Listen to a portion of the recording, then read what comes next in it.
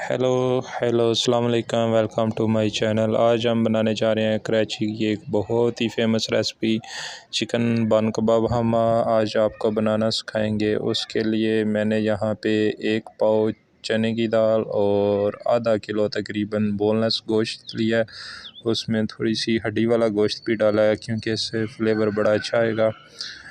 اور یہاں پہ ہم قیمہ یوز نہیں کر رہے، یہاں پہ ہمیں چاہیے چکن کے ریشے کباب میں، تو اس لیے ہم نے یہاں پہ جو ہے گوشت کا استعمال کیا ہے۔ چکن کا قیمہ یہاں پہ استعمال نہیں کر رہے۔ اس کے لیے ہم نے کچھ مسالہ جات بھی ایڈ کی ہیں، جس میں ہلدی 1 چمچ ہم نے ڈالی ہے، 1 چمچ ہم نے اس میں کالی مرچ کا استعمال کیا ہے، کچھ لہسن کے جویں ہیں، اور باقی 1 چمچ ہم نے اس میں سرخ مرچ استعمال کی ہے۔ باقی تھوڑا سا اس میں نمک جائے گا، اور اس میں ہم تھوڑی سی کسوری میتھی ڈالیں گے۔ کسوری میتھی آپشنل ہے، اگر آپ ڈالنا چاہتے ہیں تو ڈال سکتے ہیں، اس میں بڑی اچھی سی فریگرنس آتی ہے۔ سوکھا دھنیا اور گرم مسالہ ڈال کے ہم اس کو کم سے کم بھی 10 منٹ کے لیے بند کر دیں گے۔ تو اس کے بعد ہم گوشت سے ہڈی نکال لیں گے اور باقی اس کو جو ہے میش کر لیں گے۔ تو 10 منٹ کے لیے ہم نے اس کو چھوڑ دینا ہے کوکر کو، ہم نے بہت زیادہ اس کو گلانا نہیں ہے۔ تو باقی جو ہے ہم میش جو ہے باقی ہم اس سے کریں گے۔ تو ہمیں یہاں پہ ریشے چاہیے تھے کباب میں، اور اس سے یہ ہے کہ اس کی جو بائنڈنگ ہے وہ بڑی زبردست آتی ہے چکن کے ریشوں سے۔ تو اس لیے یہاں پہ ہم نے قیمہ نہیں یوز کیا، ہم نے اس کو درمیانی آنچ پہ ڈرائی کر لینا ہے۔ جب فل ڈرائی ہو جائے، اس میں آپ گرینری کے لیے تھوڑا سا سبز دھنیا اور سبز مرچ بھی استعمال کر سکتے ہیں۔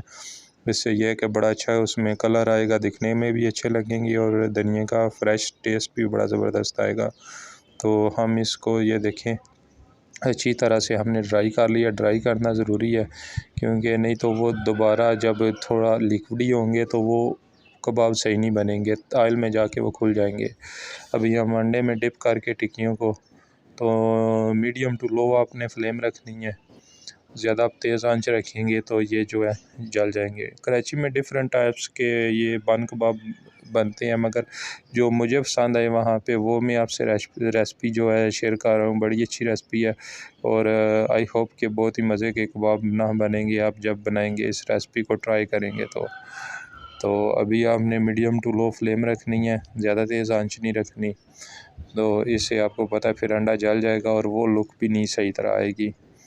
تو ایزیلی آپ اتنے کباب پین میں ڈالیے جتنے آپ سمجھتے ہیں کہ آپ اس کو پلٹ سکیں گے ایزیلی۔ زیادہ کباب نہیں ڈالنے پین میں یا کڑھائی میں، جس میں بھی آپ بنا رہے ہیں، اور کوشش کریں اس کو ڈیپ فرائی نہ کریں، کیونکہ شامی کباب جب بھی بنتے ہیں یہ تھوڑے آئل میں بنتے ہیں، تو اس کو ڈیپ فرائی نہ کریں شامی کباب کو، دیکھیں۔ اور ایزیلی آپ اتنے ڈالیے جتنا آپ ایزیلی اس کو پلٹ سکتے ہیں، اور آپ بار بار آپ نے پلٹا بھی نہیں لگانے، اس سے یہ ہے کہ شامی کباب ٹوٹ جائیں گے۔ ابھی یہ اچھا سا کلر آ گیا ہے، جب نیچے سے بھی ہو جائیں گے تو ہم اس کو نکال لیں گے، اور پھر ہم اس کی فلنگ کے لیے کچھ ویجیٹیبلز کا استعمال کریں گے، کچھ ساسز کا استعمال کریں گے۔ سب سے پہلے ہم یہاں پہ جو ہے وہ بند گوبھی لیں گے، جس کو پتہ گوبھی بھی کہتے ہیں، اور اگر آپ چاہتے ہیں تو موسٹلی گھروں میں یہ بھی ہوتا ہے کہ یہ جو سبزیاں ان کو ہلکا سا وہ سوتے کر لیتے ہیں، اس سے یہ نرم ہو جاتی ہیں، مگر اوریجنل جو ریسپی ہے وہ ہم را ویجیٹیبل ہی یہاں پہ یوز کر رہی ہیں، ہم ان کو نہیں پکائیں گے۔ اگر آپ پکانا چاہتے ہیں، آپ کو لگتا ہے کہ یہ چبانے میں تھوڑا سا ہوگا، تو اس کو آپ تھوڑا سا پکا بھی سکتے ہیں۔ یہاں پہ شملہ مرچ اور بند گوبھی اور جو ہماری یہ گاجر ہے اس کو ہم نے کدوکش کر لیا ہے۔ گاجر کو ہم کاٹیں گے نہیں چھری سے، کیونکہ وہ ہارڈ ہوتی ہے، اس کو آپ کدوکش کر کے استعمال کیجئے۔ اور اس کے بعد ہم اس میں تھوڑی سی مایونیز ڈالیں گے، سمپل مایونیز ڈالنی ہے، کیونکہ ڈیفرنٹ ٹائپس کی مارکیٹ میں ملتی ہیں، اس میں کچھ گارلک بھی ہوتی ہیں، کچھ چکن مایونیز ہوتی ہیں۔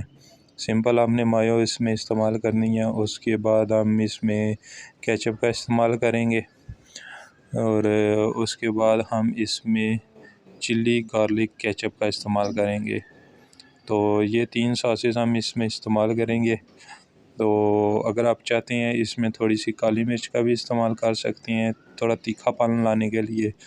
اور تھوڑا سا نمک بھی ڈال سکتے ہیں، مگر ہم یہاں پہ جسٹ ساسز اور ویجیٹیبل کا استعمال کر رہے ہیں۔ ابھی ہمارا وہ جو بیٹر ہے وہ تیار ہو گیا، ابھی ہم بن بنائیں گے۔ تو بن کے لیے میں نے سبز چٹنی بنا لی تھی، اس کے لیے پودینہ، دھنیا اور سبز مرچ اور ایک لہسن کا جوا یہ میں نے بلینڈ کر لیا تھا، اور دہی میں اس کو میں نے اس کا بنا لیا تھا، چٹنی بنا لی تھی ڈال کے۔ تو اتنی گاڑھی ہونی چاہیے چٹنی آپ کی، لیکوڈی چٹنی نہیں ہونی چاہیے، کیونکہ اس سے یہ ہے کہ وہ بہہ کے نیچے چلی جائے گی اور بن آپ کا جو ہے وہ نرم کر دے گی۔ آپ نے جو دہی ہے وہ صحیح کریمی لینا ہے، اور اب اس کے اوپر ہم نے رکھا ہے شامی کباب، اور اس کے اوپر ہم لگائیں گے جو ہم نے مکس ویجیٹیبل کا بنایا ہوا ہے، میٹیریل بنایا ہوا ہے، وہ اس پہ لگائیں گے۔ بہت زیادہ فیلنگ بھی نہیں کرنی۔ تو اس کے بعد جو اوپر والا بن ہے اس پہ بھی ہم چٹنی لگائیں گے، بڑا زبردست فلیور آتا ہے گرین چٹنی سے، ٹرائی کیجئے گا ضرور۔ اور اگر آپ کو ہماری یہ ریسپی پسند آئی ہو تو ہمارے چینل کو لائک، شیئر اور سبسکرائب ضرور کیجئے گا، اور ایک بار یہ ریسپی ہماری ضرور ٹرائی کیجئے گا، بلیو می آپ کو بہت پسند آئے گی۔ تو بہت ایزی ہے اور کھانے میں بھی بہت ہی زیادہ مزے کی ہے۔ تو تب تک کے لیے فرینڈز، اللہ حافظ، اپنا خیال رکھیے گا۔